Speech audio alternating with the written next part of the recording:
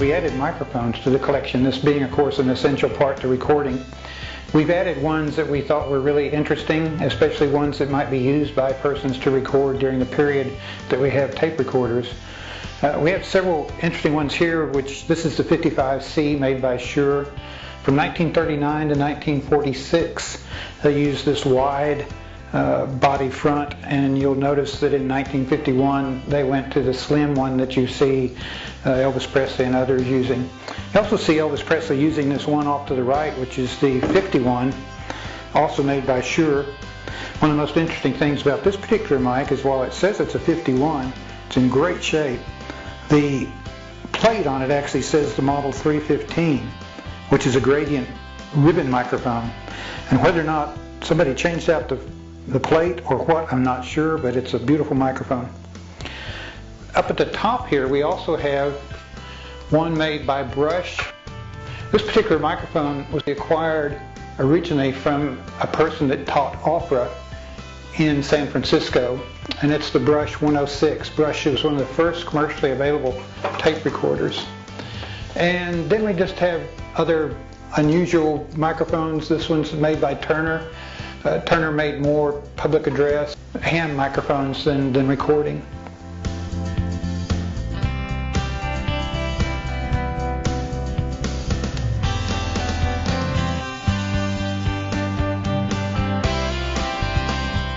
This is a Rca Type 77DX microphone, polydirectional ribbon microphone, or pressure gradient microphone made by the Rca Corporation from 1954 till 1960. It replaced the Type 77D. It's been used on countless vocals, including Bing Crosby, Kate Smith, Frank Sinatra, Elvis Presley, Johnny Cash, and many, many others, as you can see from some of the pictures behind it. This is the M11006-C Microphone, which is intended for television use and therefore completely finished in a low-gloss umber gray enamel which eliminates glaring reflections usually seen on highly polished microphones. This microphone sold new from 1954 to 1960 for $260. You can usually find it these days around $2,000 and up. This is the Rca Junior Velocity 74B, which was built in 1940, and it originally cost $43.50. Similar to the larger 44BX, but it lacks the latter's shock mounting and transformer shielding. This is the Sennheiser Md421. This has been one of Sennheiser's most popular dynamic mics. Sennheiser was founded in 1945. This Md421 was first released in 1960.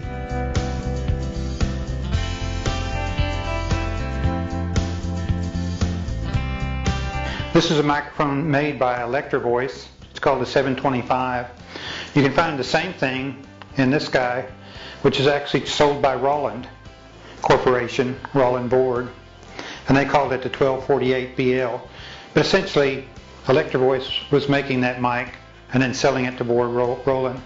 This is a very classic, the Electrovoice 664. You see a lot of musicians using it. It's been a standard in the industry for years and years.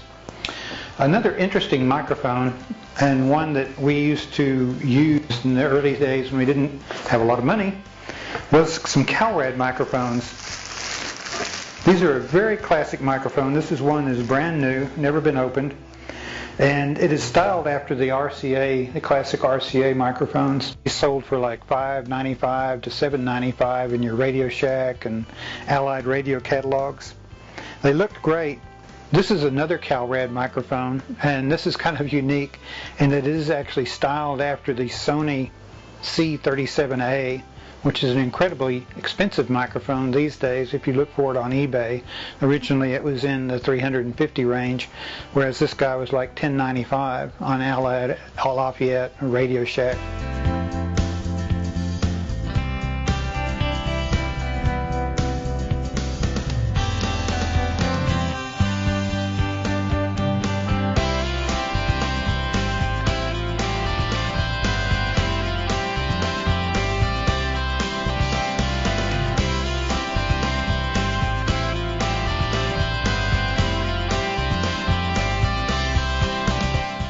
Here we have another Shure 55.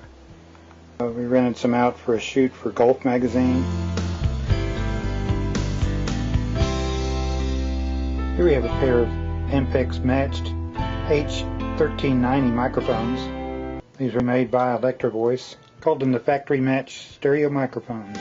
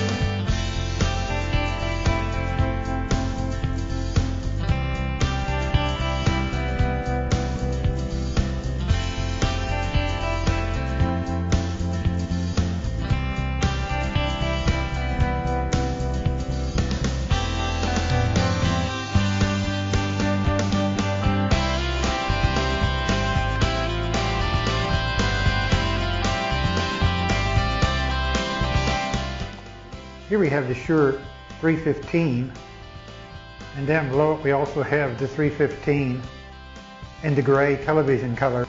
Here we have the Electrovoice 664 microphone. One of the unique things about this one is the fact that it is still absolutely brand new. It's never been used. It's still in the original case. Wires haven't been soldered or anything. This is the Electrovoice 665. This is a microphone we used in Alpine and doing on-location recording for Austin Custom Records. The other microphone that we used in our early recordings was this Shure I56. We in fact got the Shure 556 from an old recording engineer in Alpine. He'd worked with Shure to find a microphone that he could record pipe organs, and it had an exceptionally beautiful low end. Quite a stylish Revox microphone that has an on-microphone volume control, which I think is rather cool. Sony would send microphones with the units when you got them. This was the 956, which is what usually came with the 600. These are the F87s, which are really a more substantial microphone, quite a bit of weight to it, and were much better for recording, although we were using the Shures and Electrovoices by that time. One other one they made was a larger version of the 87, and this one is called the F81, which again was an even better dynamic mic. This is a really, really old Amperite microphone at the top of this Magnacord recorder. This is an old microphone by a Static, which was used a whole lot by ham radio operators and some radio folks. And up here we have another old Turner microphone. And this is a very early brush microphone. Rca stereo microphone.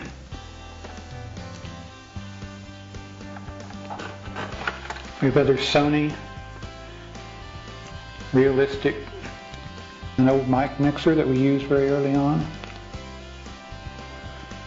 And here's an ultra mic. Ultra mic was used to broadcast to a radio. A lot of early tricks on folks thinking that they were actually listening to a radio broadcast. This is the microphone that came with the Webster wire recorder, a very classic 50s style microphone. This is a Sony CR4 wireless microphone, developed around 1959. First ads appeared around 1960. It was not the earliest because the Navy developed a wireless microphone back in 1951, and Sennheiser was also involved in wireless technology for microphones. But this microphone ran on two 9-volt batteries. The antenna coming out of the top was 5 feet long. The unit had a microphone that sat in a leather case with a leather strap. It had a wire that plugged into the top for an antenna, and then the microphone also plugged into the transmitter. Here's a look at the inside of the transmitter. Battery life had more than 50 hours of continuous operation. It operated in the FM band around 27.12 megahertz. Required no license. It had a squelch. Its frequency response was 70 to 10,000 cycles. Here's a look at the back of the receiver. All of this is contained in a really cool black box. It has a drawer that slides out that reveals the microphone, which sits in a very nice silk-lined case. The receiver sits inside the box in the bottom, and the antenna goes through the top of the box and screws into the receiver. Very cool self-contained unit.